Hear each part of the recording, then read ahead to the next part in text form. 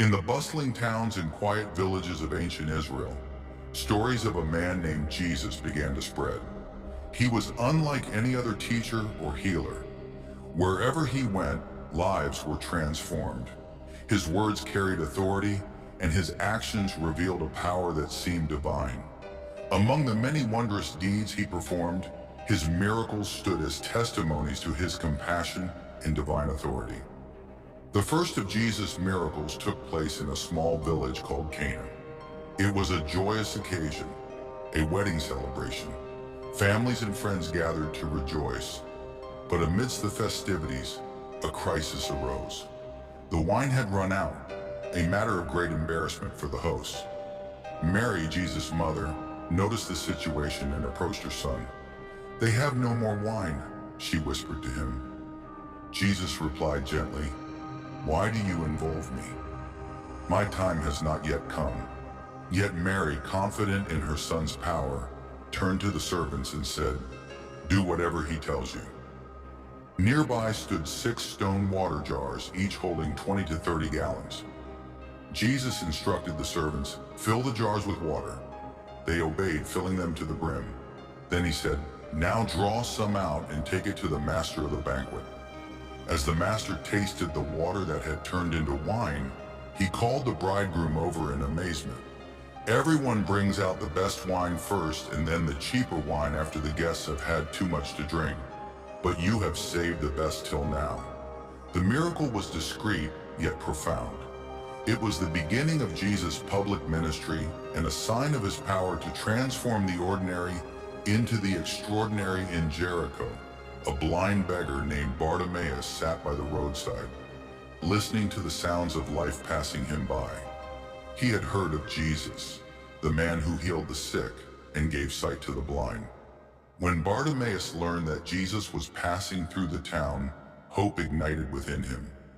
"Jesus, Son of David, have mercy on me," he cried out, his voice cutting through the crowd. The people around him tried to silence him. "Be quiet," they scolded. But Bartimaeus cried even louder, "Son of David, have mercy on me." Jesus stopped and called for him. The crowd, now curious, told Bartimaeus, "Cheer up, get on your feet, he's calling you." Throwing aside his cloak, Bartimaeus leaped to his feet and came to Jesus. "What do you want me to do for you?" Jesus asked. "Rabbi, I want to see," the man replied. Jesus said, "Go, your faith has healed you." Immediately Bartimaeus received his sight and followed Jesus along the road, his heart overflowing with gratitude. The crowd witnessing the miracle was left in awe, praising God for what they had seen. One day Jesus and his disciples crossed the Sea of Galilee. A large crowd followed him, drawn by his teachings and the miracles he had performed. As evening approached, the disciples grew concerned. "This is a remote place," they said to Jesus. "Send the people away so they can go to the villages and buy food for themselves." But Jesus replied, "They do not need to go away. You give them something to eat." The disciples were perplexed. "We have only 5 loaves of bread and 2 fish, they said. "Bring them here to me," Jesus said. He directed the people to sit down on the grass. Taking the 5 loaves and the 2 fish, he looked up to heaven, gave thanks, and broke the loaves. Then he gave them to the disciples, who distributed them to the people. Everyone ate and was satisfied. When the disciples collected the leftovers, they filled 12 baskets. Over 5,000 men, not counting women and children, were fed that day. The miracle was not only a demonstration of Jesus' power, but also a lesson in faith and provision. What seemed insufficient in human hands became more than enough in the hands of the Son of God. After feeding the 5,000, Jesus sent his disciples ahead of him in a boat while he went up a mountainside to pray. As night fell, the disciples' boat was far from land, buffeted by waves and strong winds. Shortly before dawn, Jesus approached them, walking on the water. The disciples, terrified, thought they were seeing a ghost.